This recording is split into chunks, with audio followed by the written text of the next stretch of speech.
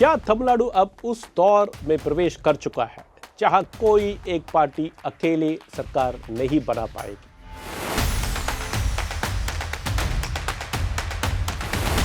क्या 2026 का चुनाव तमिलनाडु में वन पार्टी डोमिनेशन सरकार के अंत की शुरुआत है? क्योंकि जो अभी तमिलनाडु में हो रहा है वो इस राज्य की राजनीति में शायद 1967 के बाद सबसे बड़ा बदलाव हो सकता है।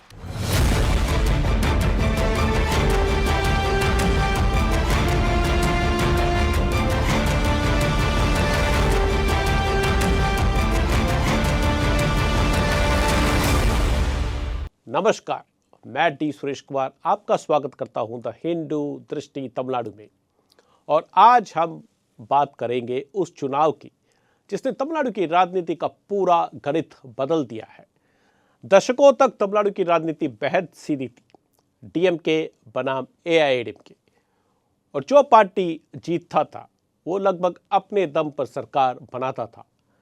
छोटी पार्टियां साथ तो रहती थी, लेकिन सत्ता का केंद्र हमेशा एक बड़ी पार्टी की होती थी। लेकिन 2026 ने इस मॉडल को हिला दिया और इस बदलाव के केंद्र में है अभिनेता से नेता बने सी जोसेफ विजय। विजय ने अपनी पहली ही चुनावी लड़ाई में वो खर दिखाया जिसकी शायद किसी ने उम्मीद नहीं की थी। उनकी पार्टी टीवी के राज्य की सबसे बड़ी पार्टी बनकर उभरी, लेकिन अपने दम पर बहुमत से थोड़ा पीछे रह गई। और यहीं से शुरू हुई तमिलनाडु की नई राजनीतिक कहानी। पहले कांग्रेस ने विजय को समर्थन दिया, फिर सीपीआई, सीपीएम और वीसीके भी उनके साथ आ गए। और अचानक तमिलनाडु में दो दृश्य दिखाई देने लगा जो इस राज्य में दशकों से लगभग गायब था। एक कोएलिशन गवर्नमेंट, यानी अब सरकार सिर्फ एक पार्टी की नहीं होगी बल्कि कई दल मिलकर सत्ता चलाएंगे।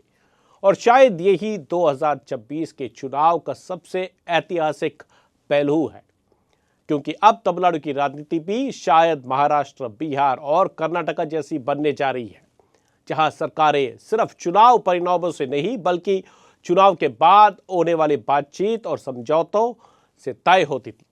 और इस पूरी कहानी में एक और बड़ा ऐतिहासिक मोड़ छिपा हुआ है। अगर विजय सरकार बनाते हैं तो कांग्रेस लगभग 59 साल बाद तमिलनाडु की सत्ता में वापसी करेगी। याद रखिए, 1967 में डीएमके ने कांग्रेस को सत्ता से बाहर कर दिया। उसके बाद से कांग्रेस कभी राज्य की सत्ता का हिस्सा नहीं कर सकी। लेकिन अब करीब 6 दशक बाद यही कांग्रेस फिर से शासन का हिस्सा बन सकती है। यानी 2026 सिर्फ विजय के उदय की कहानी नहीं है, ये तमिलनाडु के पुराने राजनीतिक ढांचे के टूटने की कहानी भी है। और यही गठबंधन राजनीति की असली ताकत होती है, जहां छोटी पार्टियां अचानक बेहद महत्वपूर्ण बन जाती हैं, जहां हर विधायक की कीमत बढ़ जाती है और जहां सत्ता साझा करनी पड़ती है। लेकिन इस चुनाव ने सिर्फ राजनीतिक गणित नहीं बदला, इसने राजनीतिक रिश्ते को बदल दी। कांग्रेस, सीपीआई, सीपीएम, वीसीके जो लंबे समय तक डीएमके खेमे का हिस्सा माने जाते थे, वह अब विजय के नेतृत्व वाली संभावित सरकार का समर्थन कर रहे हैं। और दूसरी तरफ एआईएडीएमके और डीएमके जैसे पुरानी प्रतिद्वंदी भी विजय को रोकने के विकल्प तलाशते दिखाई दिए।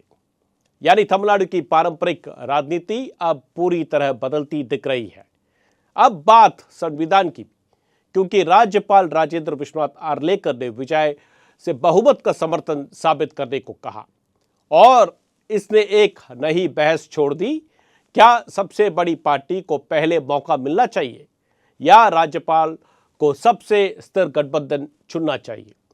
लेकिन इस सब के बीच सबसे बड़ी बात शायद यही है, तमिलनाडु अब गठबंधन राजनीति के युग में प्रवेश करता दिखाई दे रहा है।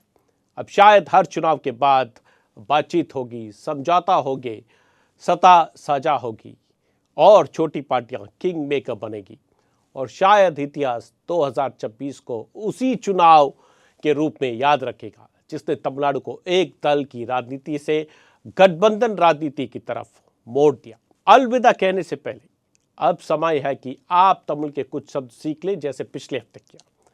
तमिल में गठबंधन को कहते हैं कूटनी और जनादेश को कहते हैं मक्कल तीर्प, और बात करें स्थिरता को तो उसे कहते हैं निलय तन्मय। आशा है हमारा यह जुड़ाव आगे भी यूं ही बना रहेगा। हमसे जुड़े रहिए। धन्यवाद।